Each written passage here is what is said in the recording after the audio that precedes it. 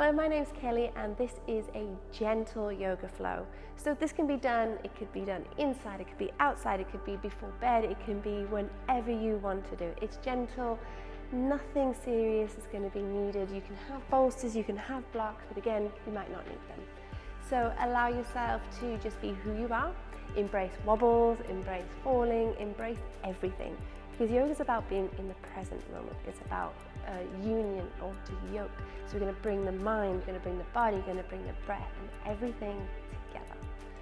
So when you're ready, let's start seated in a comfortable position. So may this be easy pose, may it be butterfly, legs out in front of you, it doesn't matter. What matters is you are comfortable, and I'm only going to say that in every single video because it's all about you tuning in to you. So let's place the hands onto the knees, just lift the shoulders up towards the ears. Find an inhale. Exhale, just let it drop. Again, finding the inhale. Letting it go. This time just roll the shoulders up and back. The inhale and the exhale start to come through the nose unless you're congested. Change the direction. Good. Okay, I'm going to move my bolster just away from me a little. I'm going to interlace the fingers behind my back. I'm going to take them around to the right side and then bring my right elbow around. Sitting nice and tall, drop the ear over towards the left side. And you want that right shoulder to pull down. So you're going to be stretching down that sternocleidomastoid, down and towards the shoulder and having a little bit more opening here. Now, if you're a person who's very open in the neck and shoulders, you might not feel anything. So allow yourself to relax. Don't hold on to anything. Don't expect anything. Just let it happen.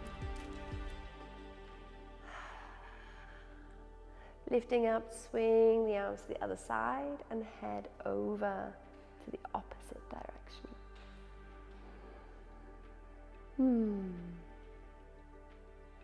Good, gently coming back to neutral, lifting the head up. So very simple arm rotations, lifting up, back and round. Up, back and round. Now I've got really crunchy, crackly shoulders, so I can really feel them moving and crunching, and that's okay. Change the direction or switch arms like me. And if you feel ready, let's do both arms.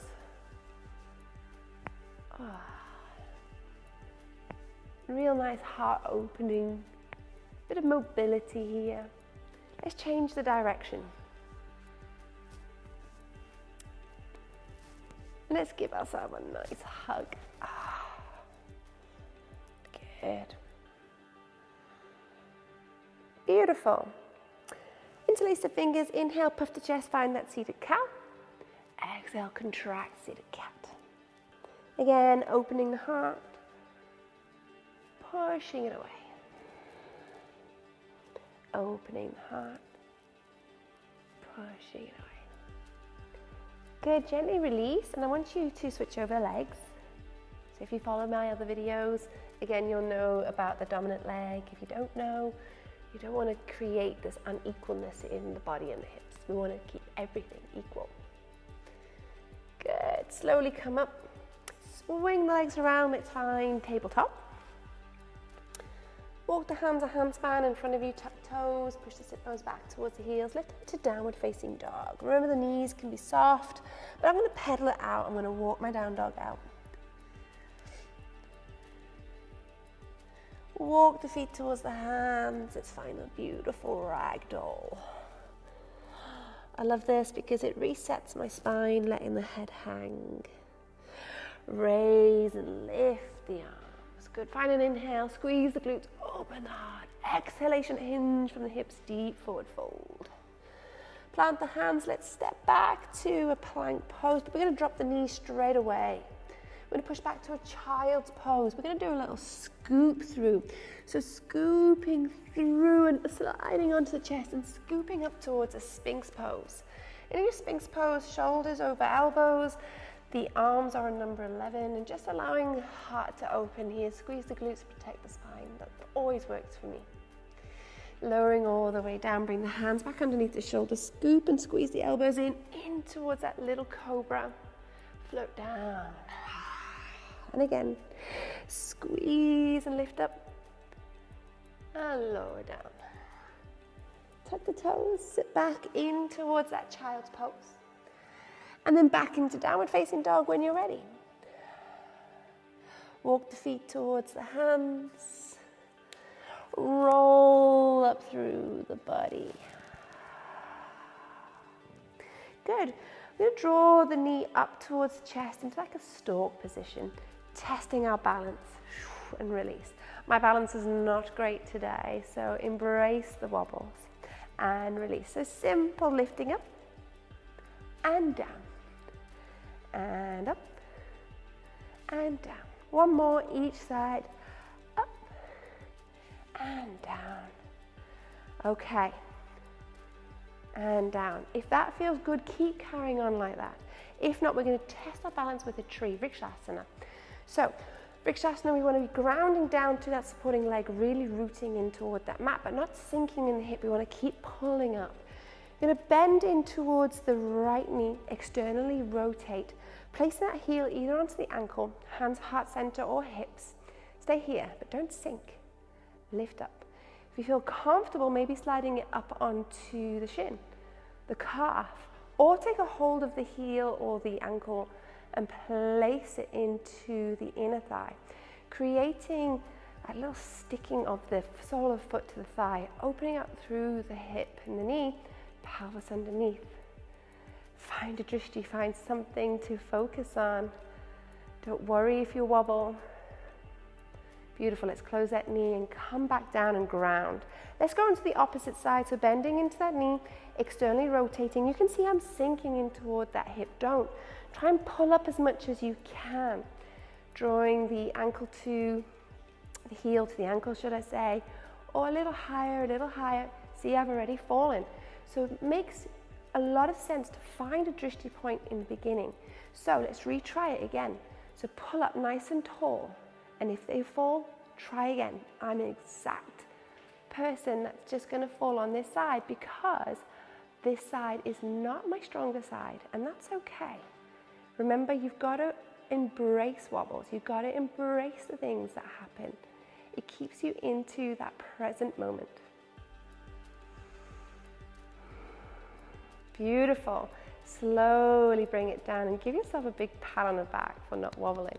I wobbled all over the place, and it just shows you that you've got to allow yourself that time and moment to not be as perfect as you meant or you mentally think you're meant to be. Roll down through the body. Walk yourself forward to a down dog. Drop the knees. Sit back onto the shins and just think to yourself, wow, that wasn't too bad. Each day is a new day. Practicing that tree pose is something you can do while you're cooking, while you're washing up. Whatever you can do is something that you can practice. So sit back onto the bottom, swing the legs out in front of you. Maybe peel that flesh away. And coming into staff pose. Flex through the feet. Hands can come next to you.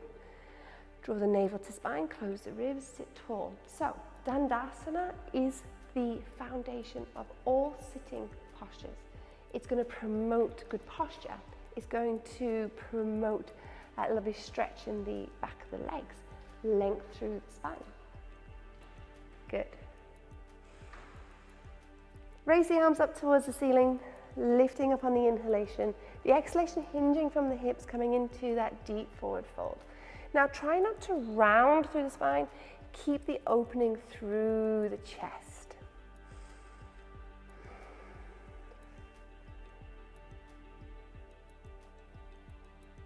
Good, couple more breaths. Keep flexing through the feet. Allow yourself to round and roll up through the body. Squid your bottom towards your heels as you bend the knees. Roll down through the spine. So a quick little hip opener. Cross the right ankle over the top of the left thigh and open up the knee. Now this might be enough. Stay here if this is enough. Or take a hold of the shin or the back of the leg of the left, threading the hands through the gap into our reclined pigeon. So we did a little loading in our stalk pose and our tree pose. and all the wobbling. So we want to be able to stretch all of that out. Lovely. Cross the thighs completely open, open up the arms, drop the knees over toward the left side and toward our twisted root. You might need to prop that knee up if the load is too much here. Good, slowly lifting up, gently releasing. Let's go on pigeon on the opposite side, so gently opening up the hip or threading the arms through the gap, opening in toward that lovely pigeon. So the idea is having that external rotation, still stretching in towards that hip. Good, cross the thighs completely over, open up the arms, drop the legs over toward the side.